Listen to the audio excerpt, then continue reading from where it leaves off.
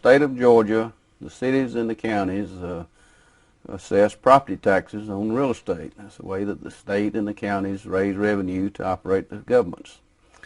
And the tax assessor goes out and evaluates your property and puts a value on it, and then the local county officials, the city officials attach a millage rate to that, and they calculate that rate, and it comes up with a tax bill based on the value of your property, ad valorem of value.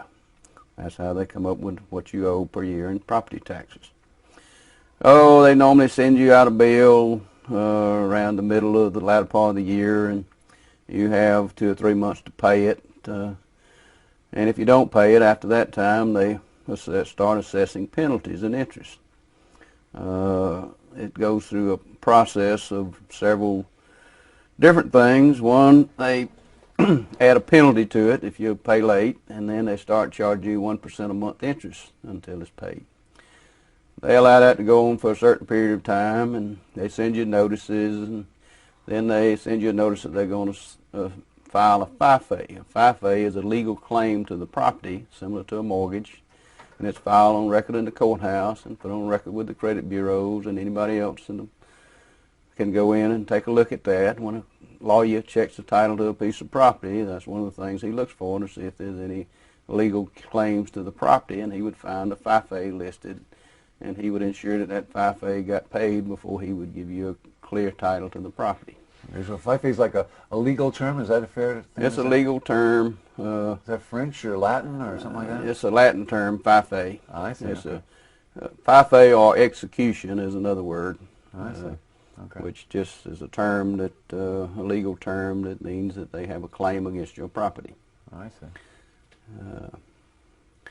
The next thing that happens after they file this FIFA is they can go in and foreclose on the property and sell it. In order to do that, they have to levy on your property. And levy is a legal term that they have to send you out a notice by certified mail, return receipt requested, saying that you have a certain period of time on which you can pay this property taxes and the penalties and interest, or your property is subject to sale by the governmental authority on the courthouse steps. And so if you still don't come in and still don't work out a plan, if you go in and work out a plan, they'll let you pay out over time. They're very flexible in working out a payment plan with you. But you do have to go in and make some effort, and they'll bend over backwards to try to help you pay your property taxes. Well, that sounds like they're pretty reasonable then. Oh, they're more than reasonable. I mean, and some counties let it go on for years, and some let it go on indefinitely. Really?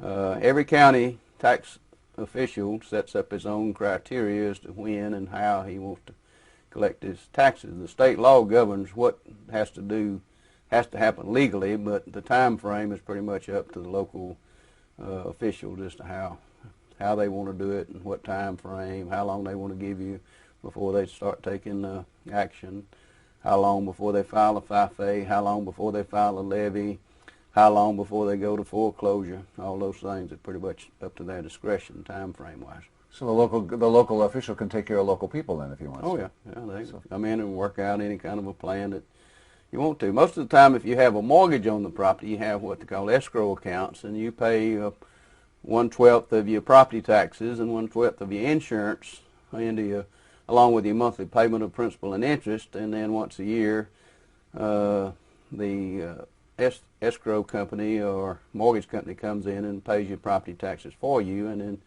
you start accumulating. It's like a savings account to pay these bills. Okay. So most people with mortgages don't have to worry about coming up with money to pay the property taxes. The mortgage company is going to ensure that they get paid, because a tax lien is a priority lien that comes in front of a mortgage. So if it gets foreclosed out, the mortgage company gets foreclosed out. They lose their rights in the property. Okay, so let's see if we can kind of simplify this just a little bit. So if I have a property and I don't pay my taxes, what's the first thing the government will do? They'll just send me a notice and say, pay your taxes? They're going to send you a notice, and it gets a little stronger and a little bit stronger as time goes on. So they would send me 2 or 3 notices. They'll send you several notices. Several notices, okay. Now, but I just don't pay it. Maybe I just say, oh, the heck with it, I'm not going to pay them. I'm kind of ornery guy, so I don't pay him. What happens then? Well, that's when they levy on it, and that's when they have the right to advertise your property and set it on the courthouse sale steps. Is what's called a sheriff's sale. Oh, I see. Either the local county sheriff can handle that sale, or he can designate an ex officio sheriff, which is normally the tax commissioner, and then the tax commissioner would handle the sale, and that's what normally happens today is the tax commissioner handles the sales. I see. Okay, let me just take a look at that. Can I just take a look at it? This says you paid $266 and I don't have my glasses on. It looks like about 95 cents. Is that right? That's correct. That's what you paid? And what was it? Let me see what it was. What was that? Well, this was a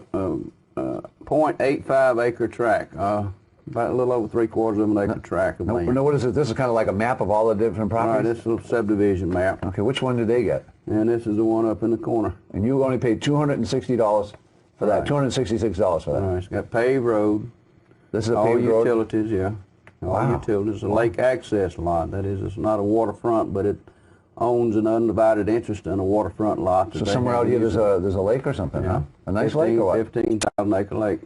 Now this is an old swamp now. It's really a lake. No, this is one of the best lakes in the state of Georgia. Is there any fish in it?